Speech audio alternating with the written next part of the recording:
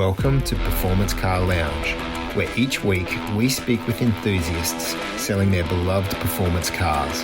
This week, we speak with the seller of a Chevrolet Camaro ZL1 Hennessey Exorcist. Welcome everybody to the Performance Car Lounge podcast. This week, we're very lucky to have the seller of a limited edition, one of three in Australia, Camaro ZL1 Hennessey Exorcist editions.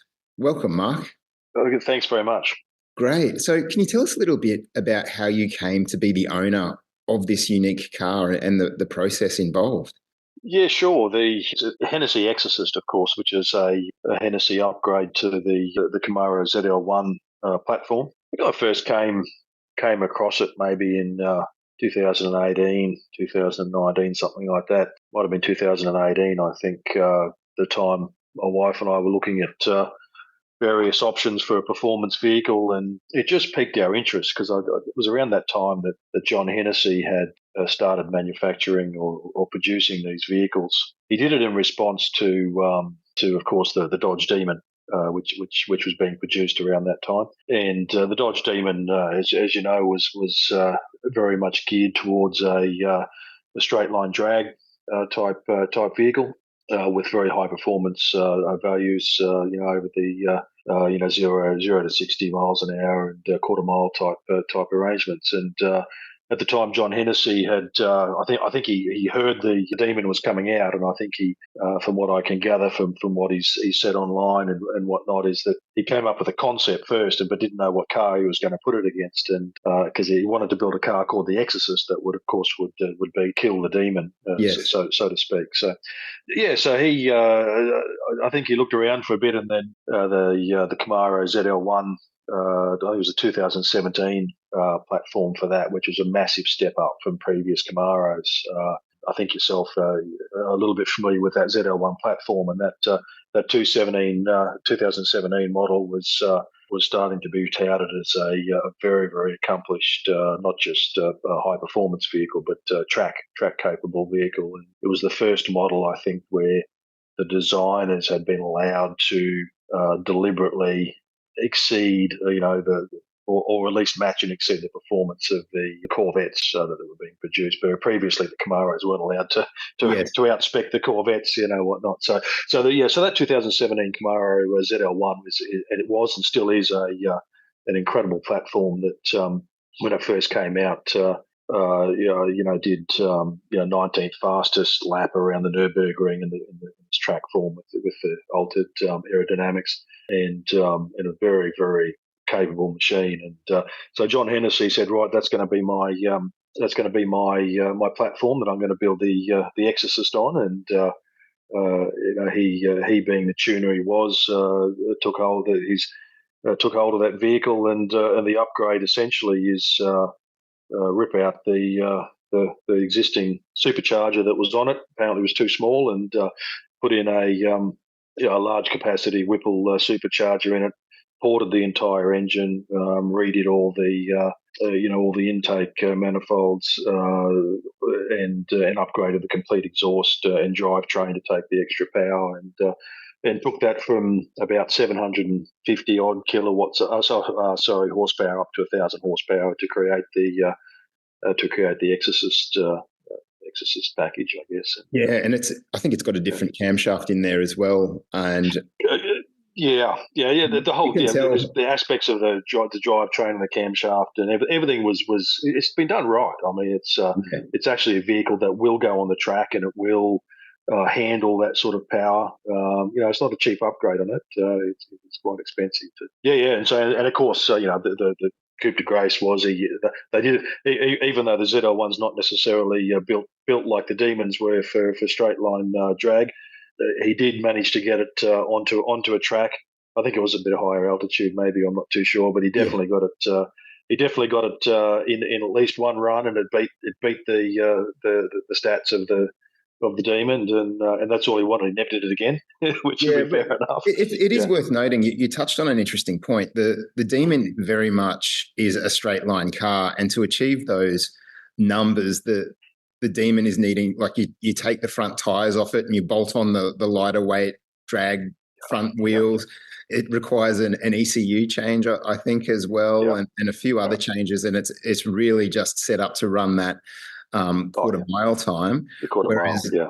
the ZL1, like you were saying, is a proven chassis on racetracks, and in this Exorcist guys, I think it was running times pretty similar to a Porsche GT2 RS around the Nürburgring. So Correct, yeah. It's not a one-trick pony. It's very much a well-rounded package built on a proven platform. And like you said, it's not a cheap exercise or a light exercise. I think there's about 60 hours of work that go into the transformation from a normal ZL1, which is a huge horsepower car to start with, to something that's putting out actually over 1,000 horsepower in its finished guise. And it's KPM Motorsport, who are based in Adelaide, that do the work for Hennessey, isn't it?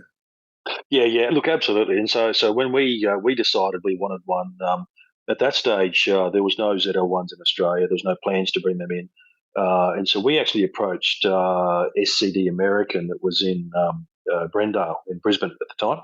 Yes. And they were bringing the Demons and converting them across, and as well as a number of other more utility type American vehicles, the larger Dodgers and whatnot, the Rams and whatnot. They were converting them across to the right hand drive. So we approached them, and they were really good. They because they were sourcing and procuring vehicles in the US, they said, "Well, look, we'll take that on for you. We'll find a ZL1 from a dealer over in the US and ship it across and do the conversion for us." So that was the first big task, was actually to find a ZL1. Not always easy to get it over there because the dealers won't sell it to you if you tell them they're going to ship it offshore. Right.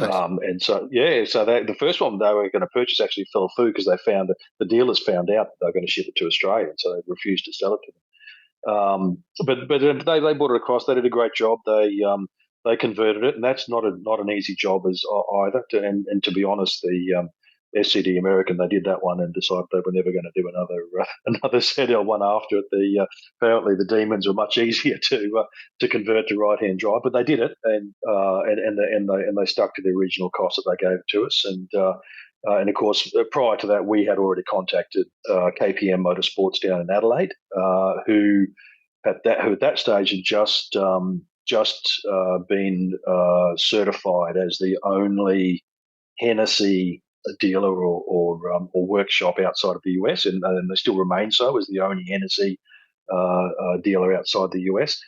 And so once the conversion was done in Brisbane, we shipped it down to KPM in Adelaide, and they did the Hennessey package down there.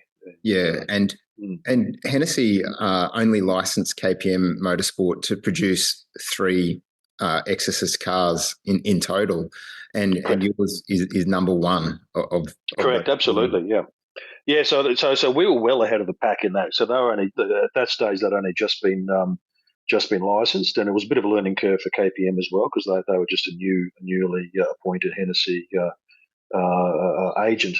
So yeah, we sent it down there, and at that stage, HSV had not even announced that they were going to bring in the ZL1s and do the ZL1s down at their plant down in Melbourne. So we the first Exorcist, which as you say was 1 to 3, and that was the deal. So Hennessey only licensed 3, and we were the first of those 3. And so Hennessey have limited it to 100 full stop. So there's not the 3 include the 100, so there's only 97 in the US and 3 in Australia. So if you want, and all 3 are now gone, by the way, too. But we're well and truly ahead of the pack there because we bought in our own ZL1, and so it's plated the 001 in Australia, and it's the only one that didn't go through the HSV plant down in Clayton there, yeah. And you said that KPM were, sort of, it was new to them, this type of work, but KPM Motorsport have been around for a couple of decades, building strong, fast engines and tuning very fast cars for the track. So I think you're in pretty good hands with those guys. And the car actually on the dyno has put out over 1,000 horsepower, 1,027 horsepower. Is that right? Yeah, absolutely correct. Yeah, and absolutely. When I said that, I didn't mean that they weren't experienced in doing that sort of work. It was the first time they dealt with Hennessey, of course, Yeah. and so Hennessey insisted on a lot of the because as you said, there's a lot of components that were replaced in the ZL1, including the camshaft and a lot of the exhaust and there was a lot of engine parts that were replaced, including valves and whatnot. And they were all had to be built and manufactured in the US at the Hennessey plants and shipped out. So the process for KPM was new to them to deal so intimately with a tuner like Hennessey and do everything to a very prescribed specification. But look, they were fantastic. KPM were fantastic. Yeah. Really good guys to deal with for sure. So this is a huge horsepower car. What led you to this car? Have you owned other cars before that brought you towards this point? No, I didn't. No, it was a one-off purchase, I guess. And yeah, I like the sound of it, and I like I like the base car, which is the ZL1, and just thought it would be a very iconic vehicle to have. And I was looking at purchasing something like this, but I figured that something that this is this iconic and rare as this might keep its value and might have a bit of a rare interest factor in it, which it does. Well, especially now that Chevrolet aren't making the Camaro anymore, and Dodge aren't making the Demon anymore. It's only really Mustang left in the pony car world. So this, certainly is something that's unique. Oh, absolutely, yeah, and it's and you say it's a huge horsepower vehicle, and it is. It's an absolute beast, and it wasn't long after we got it that Motor Magazine contacted us and wanted to do a spread on it, which they did, and of course teamed up and spoke to the guys out at SCD who still had a Demon floating around. So of course Motor Magazine did a full spread, the American muscle cars and the Exorcist versus the Demon, and they took ours out in the Demon and drove them around some of the mountain tracks in Mount Mee around the back of Brisbane there, and they took it out for a day and did a big a whole spread, a feature spread on it. So that was the October 2019 issue of Motor Magazine. So if you're interested in this car, that's definitely worth checking out that article. But I'll also have all the photos of the car on the performancecarlounge.com.au website. So for anybody who's interested in finding out more about the car, just head to the website and I'll link you through to the ad. You can get in contact with Mark if you want to know more. And Mark, I'd be interested to know what's it like to drive. I've driven a stock ZL1, and I found that to be a terrific car to drive. It was very communicative in its steering and feedback, and then it had massive power, and it had that quite a distinctive supercharger whine, even in the base model. I'll call it a base model ZL1. What's the Exorcist like to drive? So surprisingly, it's still very tame to drive if you want to take it gentle. It's pretty easy to move around the place. It doesn't have too many bad manners, when you're just driving around the streets. That said, it's a significant step up in sound. You can hear it coming from a long way away. And the one thing that I've really found with it is the attention it gets. People stop and turn and watch it go past. It sounds like a supercar going past. Like a super. So one of the the race cars. Yeah, that's one of the things I really admire about the car is that it has this presence through its engine and the sound it's putting out, but it doesn't have any extra body parts or like add-ons to a regular ZL1. It still retains that stock look, apart from a few stickers and decals, but it just has such presence.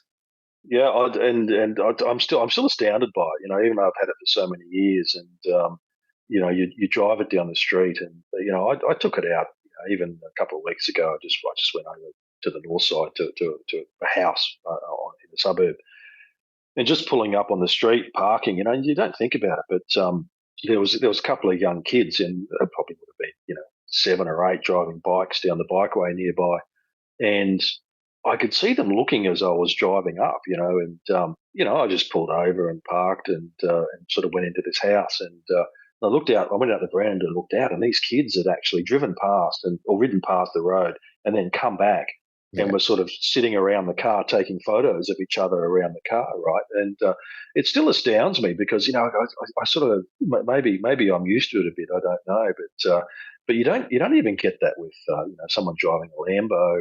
And you see so many of them, but this just seems to, and it's not just the look; it's the sound. It is just a deep rumble. It's got that supercharger whine and a really lumpy idle, doesn't it? Yeah. Look, absolutely. Look, and I say, it still retains that easy to drive that the base ZL1 does to a certain extent, but certainly when it's in idle, the Exorcist itself gains a real sort of lumpy sort of, and sometimes you got to you find yourself pushing the brake a little bit harder just to make sure it doesn't sort of jump forward at the lights at idle type of thing. It's definitely got that higher end lumpy tune, and of course that's when you're being gentle with it, but.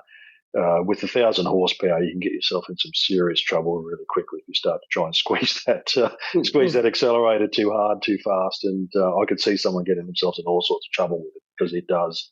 It goes hard. Yeah. Oh yeah. So you're saying this is a car that you can drive around and it can have gentle street manners, but it will then do the quarter mile in 9.57 seconds, which will get you booted out of most drag strips in Australia unless you have a cage bolted into and parachutes and stuff. Yeah, correct. Yeah, cage and all sorts of things. Yeah. So, look, absolutely. And I think that the 0 to 60 figures it did when it on the drag strip with the sticky tires, it was 2.1 seconds.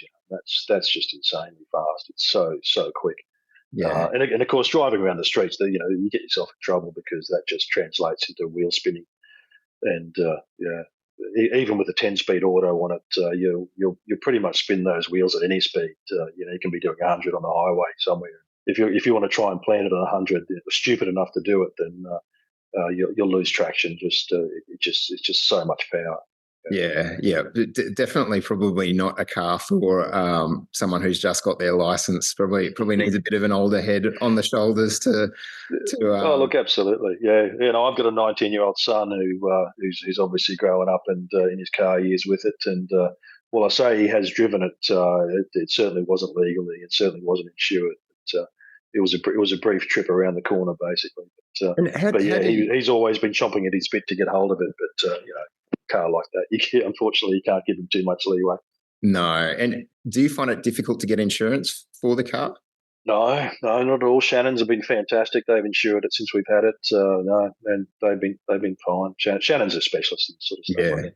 Yeah, I've said it before. Just about everybody I have on the podcast has their car insured through Shannon's.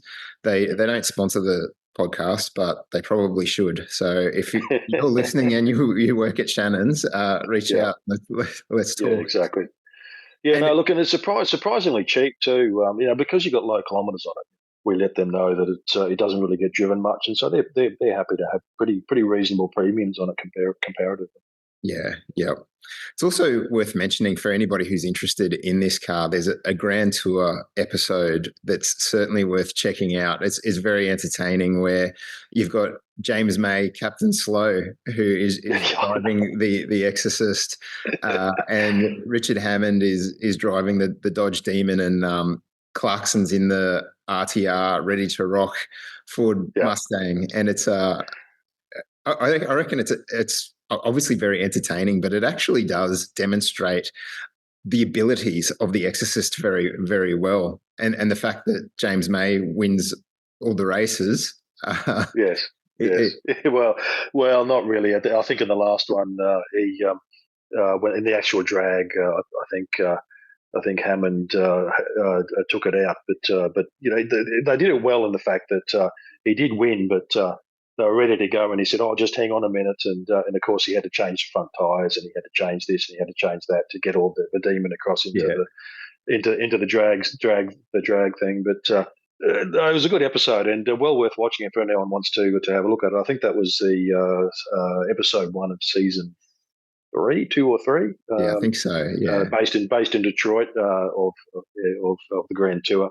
yeah, And they're very iconic. And they took the Exorcist there, and I think James May called it demented at one stage. yeah. The Exorcist, he's just demented the amount of power, but.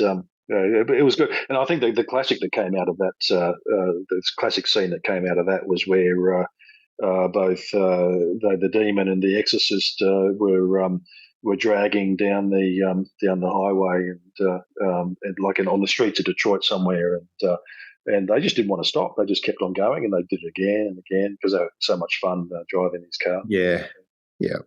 So it does sound like a wonderful, fun car to own. Why are you letting it go? Oh, look, various reasons at the end of the day, so sometimes you just got to call it quits, and there's been certain changes in personal circumstances and all that sort of stuff, not monetary wise, but yeah, it's just I find I need more space in the garage, and it's there, and we always had it as something that was. It's never been driven in anger. This particular car, it's only ever been driven to shows, car meet shows, and and casual runs around the place. And it's got very low kilometres on it. You sort of get sick of that after a while. And I don't want to take it, on anything more. So it gets to the stage where it's time to move it on, right? And because it's only so much of that you enjoy. Yeah, let someone else enjoy it. So Yeah. What we've got here is in excess of 1,000 horsepower, limited edition, one of 3 in Australia, one of 100 in the world, Camaro ZL1 Hennessey Exorcist. How much are you asking for the car, Mark? Look, currently I've got it up for 330. To be honest, I think that's actually not a bad price on it, considering it. It cost not much less than that, and there's no more.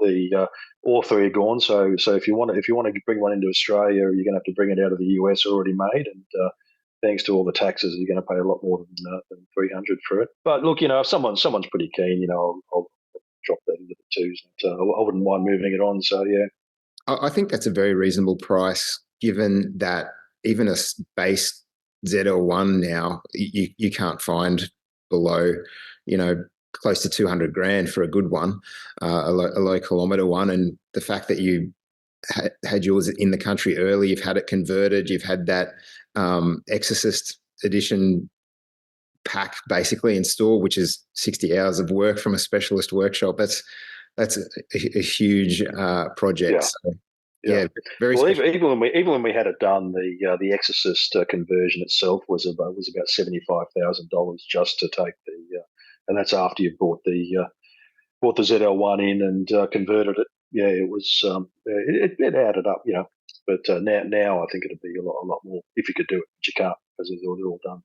And they have tried. So at one stage the guys down at KPM rang us up and sort of said, look, we've got a lot of interest to do more. Would you be happy if we did more? And we said, well, no.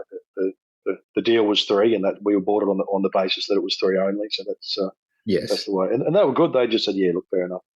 Yeah. That was the agreement. We'll leave it at that. All right. So if you are interested in purchasing this car, head to the performancecarlounge.com.au website. I'll have all the photos of the car there, description of the car, and a link to Mark's ad so you can reach out to Mark directly if you want to know more. Mark, it's been great having you on the podcast. It's no problem, been a fascinating chat, and I wish you all the best of luck with the sale. I'm sure you'll miss that car. No, look, it'll be missed, and it's a great car. It's got very low kilometres on it. It's in excellent condition, and if anyone's keen to take it on, I'd be happy to pass it over to the right person. Right? It's a good car. Thank you very much. No worries. Cheers. Thanks for joining us at Performance Car Lounge. If you have a performance car with an interesting story that you are selling, contact us at performancecarlounge.com.au.